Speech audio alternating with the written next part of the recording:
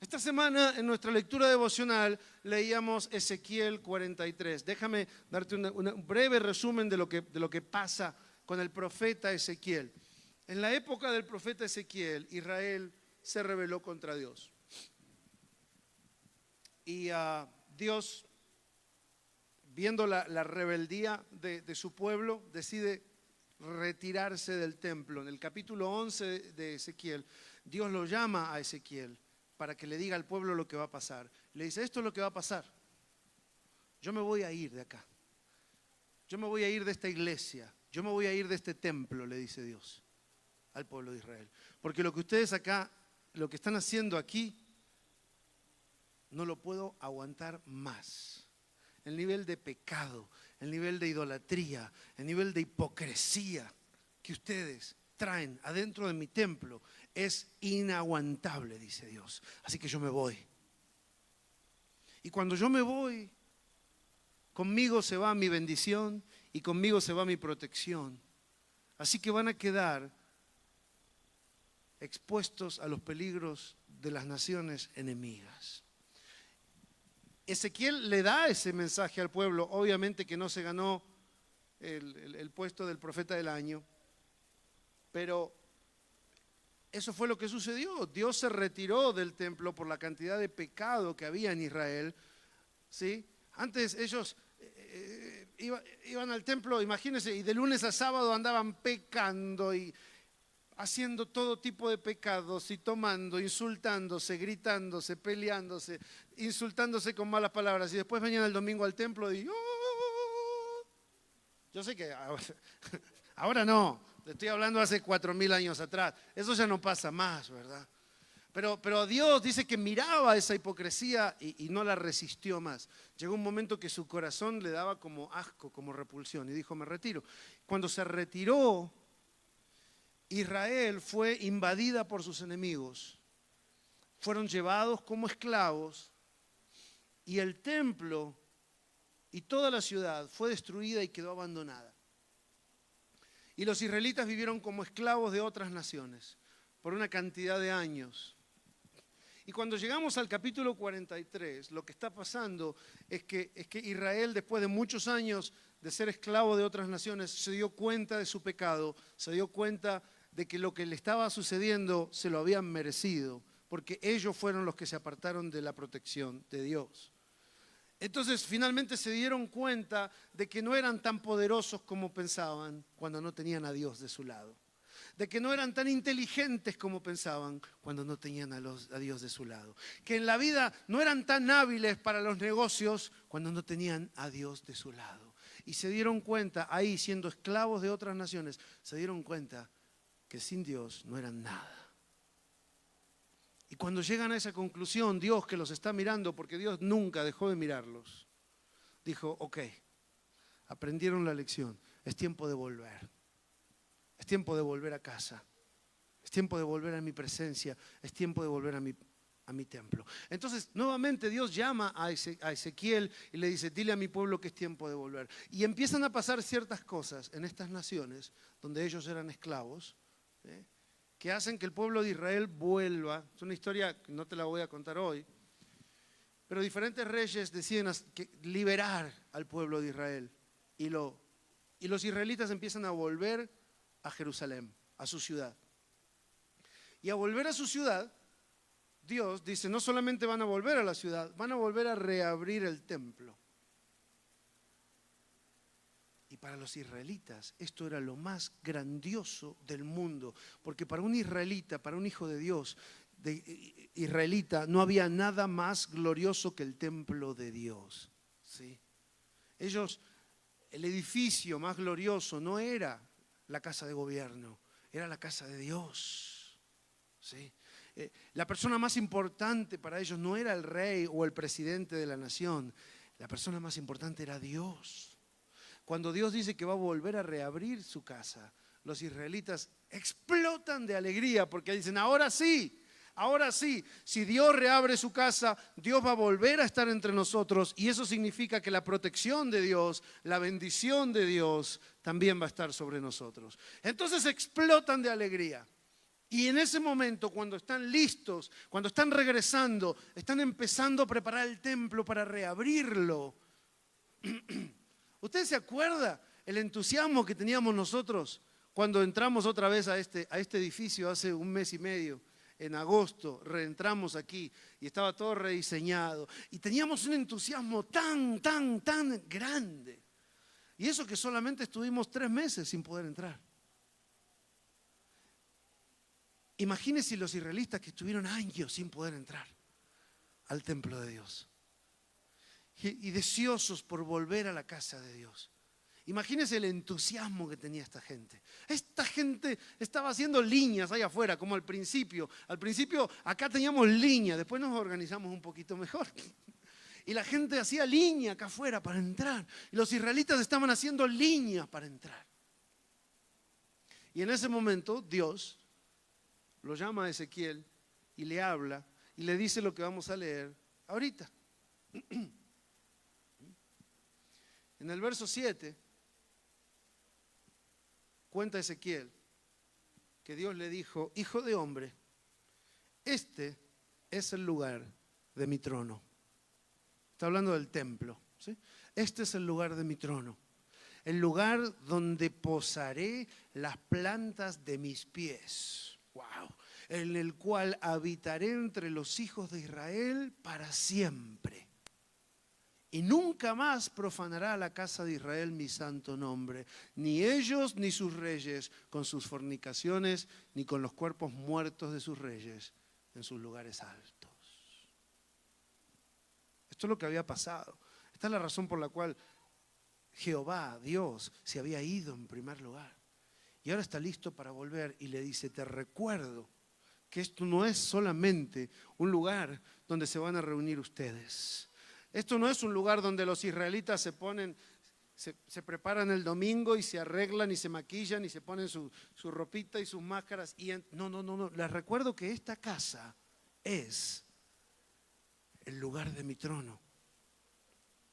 Esta casa donde tú estás ahorita, este es el lugar del trono de Dios. Wow. Este edificio, esta iglesia, es el lugar del trono de Dios. En este lugar Dios posará las plantas de sus pies. Y en este lugar Dios habitará entre sus hijos para siempre.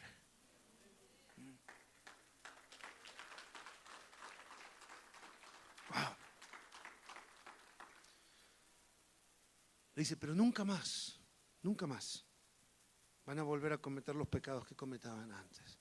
Y yo me lo imagino al profeta Ezequiel, listo para entrar al templo. Sí, Señor, amén. Como cuando uno se pone a orar por los alimentos y empieza a orar hasta por la tía de la cuñada que quedó allá en Chihuahua y el otro que está con la comida que se enfría y dice: amén. Y yo creo que Dios le estaba hablando a Ezequías y Ezequías estaba igual, sí, amén, vamos a entrar. Pero Dios empieza una conversación con Ezequías en el versículo 18. Del versículo 18 al 25, Dios tiene una conversación con Ezequías y vamos a escuchar cuál es. Y le dijo: hijo de hombre, así ha dicho Jehová el Señor. Estas son las ordenanzas del altar el día en que sea hecho para ofrecer holocausto sobre él y para esparcir sobre él sangre. O sea, estas son las ordenanzas para reabrir el templo y el altar. Verso 19.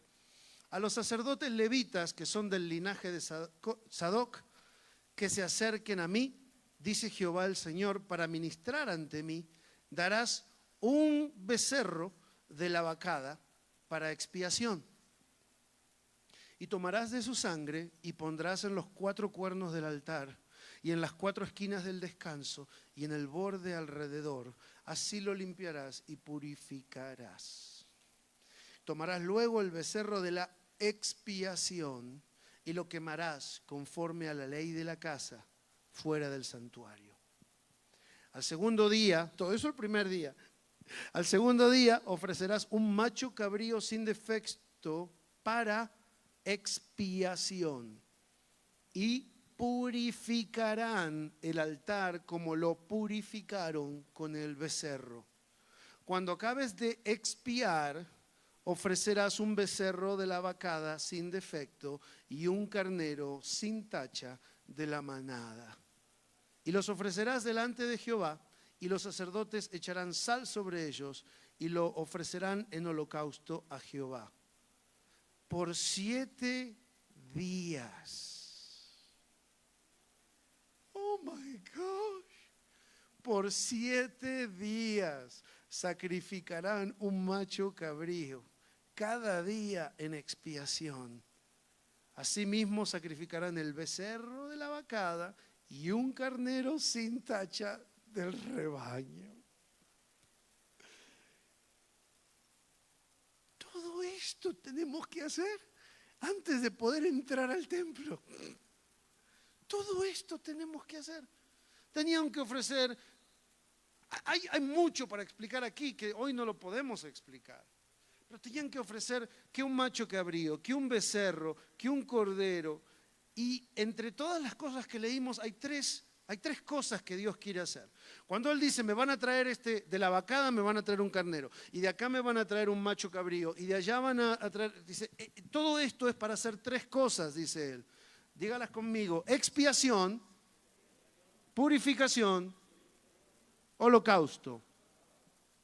La expiación tiene que ver con el perdón de pecados, ¿sí? En la expiación hay una reconciliación entre Dios y el hombre, entre Dios y el ser humano.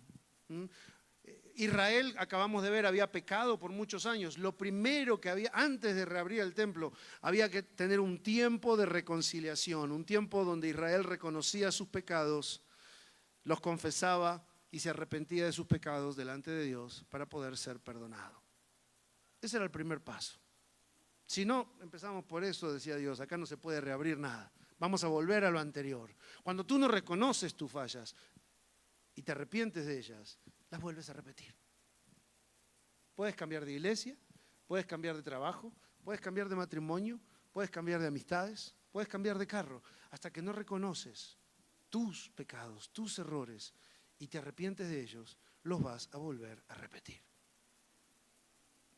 El segundo paso era la purificación. Y en la purificación lo que se hace es que se eliminan las impurezas, obviamente. Entonces Dios quiere convertir el altar, el templo, en un lugar puro y santo y sin mancha para poder prepararlo para el servicio de Dios. Dios quiere purificarte.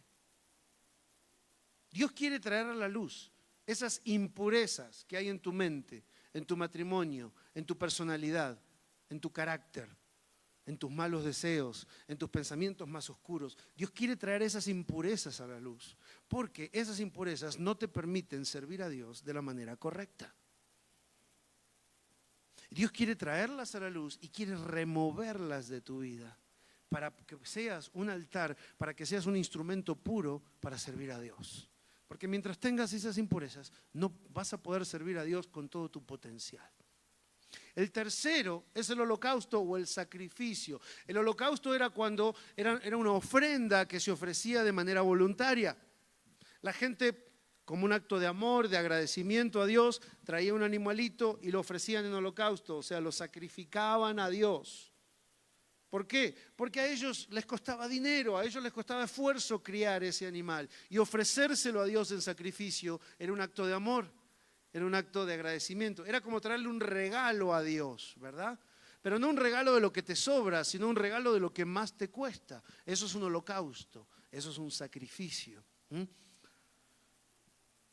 Y era una manera de expresarle a Dios, al entregarle un animal, una vaca o un toro que era algo caro, era algo preciado, el mensaje que esa persona estaba diciendo, esto lo hacía voluntariamente. Lo que estaba diciendo es que voluntariamente, Dios, yo te estoy poniendo en el primer lugar. No hay nada más importante para mí que tú en mi vida. Ni los animales, ni el dinero, ni el trabajo, ni la fama, nada es más importante que tú. Ese es el símbolo de un holocausto. Poner a Dios en el primer lugar y dedicarle todo lo más precioso de mi vida, dedicárselo a Él. Y en el verso 26 dice, por 7 días harán expiación por el altar y lo limpiarán y así lo consagrarán. ¿Se dan cuenta? Acá están las 3 cosas que acabamos de decir. Lo van a expiar, o sea, van a confesar y perdonar las culpas y los pecados. Lo van a limpiar, van a sacar las impurezas y lo van a consagrar. Voluntariamente me van a poner a mí, a Dios, en el primer lugar de sus vidas. Verso 27 dice, y acabados, di conmigo, acabados estos días del 8º en adelante, los sacerdotes sacrificarán sobre el altar vuestros holocaustos y vuestras ofrendas de paz, y me seréis aceptos, dice Jehová el Señor. Durante 7 días. El número 7 en la Biblia significa la compleción de algo, cuando algo ha sido completado, cuando algo ha sido terminado, cuando todo un proceso fue terminado y acabado a la perfección. Por eso la creación tomó 7 días. Y a los 7 días dijo Dios, ya está listo. ¿Sí? El número 7 aquí simboliza que hay un proceso, di conmigo proceso. Hay un proceso que duraba 7 días. ¿Sí? Durante estos 7 días Dios no iba a estar adentro del templo. El templo iba a estar siendo preparado para que al 8º día entre Dios. Durante 7 días sin Dios. 7 días preparándote. 7 días esperando, ¿sí? Y hay procesos en nuestras vidas que parecen durar 7 días y que a veces 7 días son 7 años y a veces son 7 siglos. Hay procesos en nuestras vidas en que nosotros estamos esperando el 8º día, estamos esperando que entre Dios a mi vida con toda mi gloria, con toda su gloria, para que se acabe este problema, para que se termine esta situación. ¿Cuándo va a llegar el 8º día? Y esos 7 días se hacen interminables.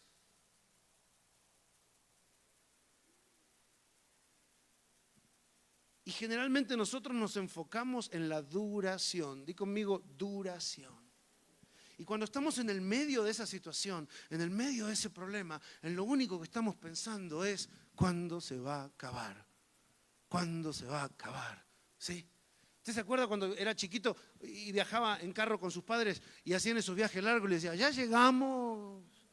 ¿Are we there yet? ¿Are we there yet?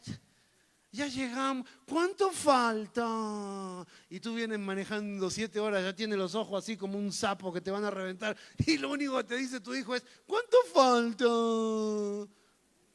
¿Are we there yet? Y a veces nosotros estamos enfocados en la duración de nuestros problemas. Y lo miramos a Dios y le decimos, ¿cuánto falta? Falta mucho. ¿Are we there yet? Porque nosotros estamos enfocados en la duración, a ver cuándo se acaba esto, pero Dios, no. Nosotros estamos enfocados en cuándo se termina este proceso, cuándo se termina esta situación. ¿Por qué no me sacas de esta, Señor? ¿Cuánto falta para que me saques de esta situación? Yo no me merezco estar en esta situación. Nosotros nos enfocamos en la duración, Dios se enfoca en la transformación que ocurre durante esos 7 días. Es una transformación que implica el que traigas tus pecados y tus imperfecciones delante de Él para que las veas, las reconozcas y te arrepientas y así limpies el altar. Él quiere limpiar y sacar de tu corazón los malos deseos internos y externos que te provocan pecar y alejarte de Dios.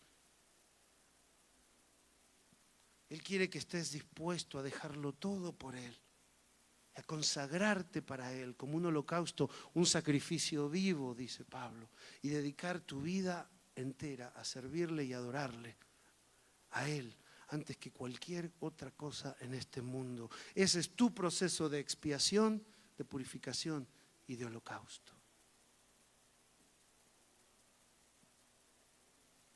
En cada situación hay un proceso.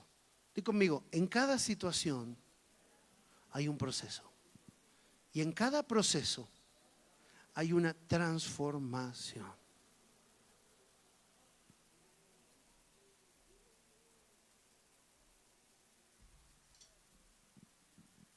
Dios no está preocupado por cuánto duran esos 7 días. Porque para Dios los 7 días no son 7 días.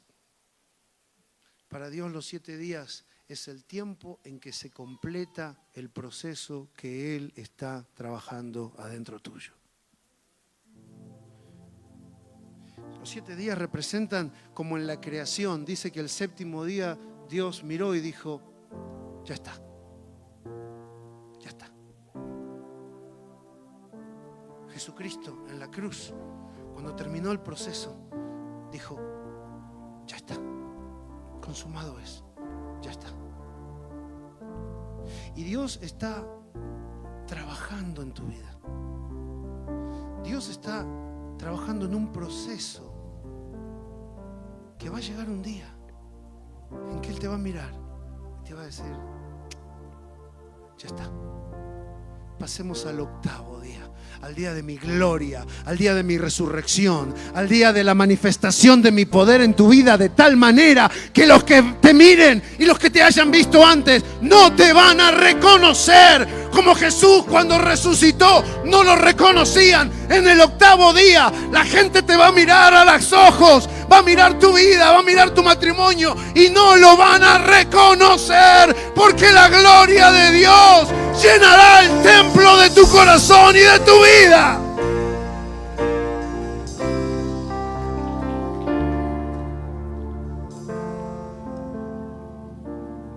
En cada situación hay un proceso y en cada proceso hay una transformación. Déjame mostrarte, para terminar, déjame mostrarte esta foto.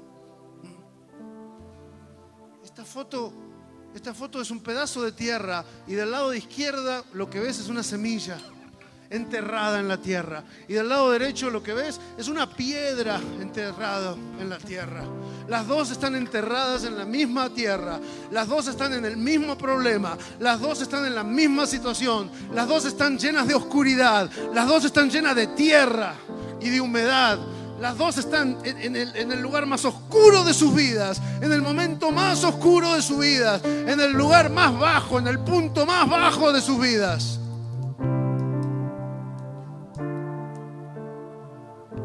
La semilla se va a abrir y va a permitir que el agua, el sol, la sal, los minerales que la están rodeando entren a ella y produzcan una transformación. La piedra va a pasar un día, 2 días, 3 días y lo único que va a hacer es quejarse por estar abajo de la tierra. ¿Qué estoy haciendo yo acá?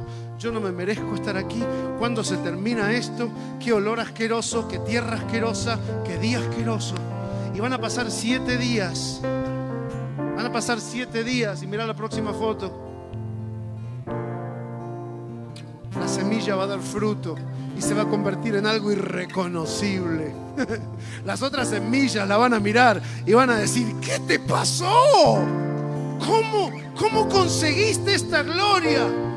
Y la semilla le va a decir, la conseguí cuando Dios me enterró en la oscuridad, en el dolor, en la sombra, en lo más bajo, cuando nadie me veía, cuando no encontraba la manera de salir a la superficie. Ahí fue donde encontré la gloria que me transformó en esta planta. Pero la piedra va a seguir exactamente igual que antes de ser enterrada. Y mi pregunta para ti es, ¿eres una semilla o eres una piedra? No seas piedra, sé semilla. Deja que en este proceso de 7 días, Dios pueda escuchar la confesión de tus pecados, el reconocimiento de tus pecados, la confesión, el arrepentimiento de tus pecados. Porque solo así puede pasar al segundo paso, que es purificar tus malos deseos. Y entonces pasar al tercer paso, donde le entregas tu vida completamente a Él. Y cuando en el medio de tu situación tú puedes reconocer tus pecados, tú puedes remover tus impurezas y tú puedes dedicarle, aunque esté abajo de la tierra, Señor, yo te dedico mi vida. En ese momento es cuando Dios dice, ya está, se terminó el proceso y la gloria de Dios va a llenar tu vida.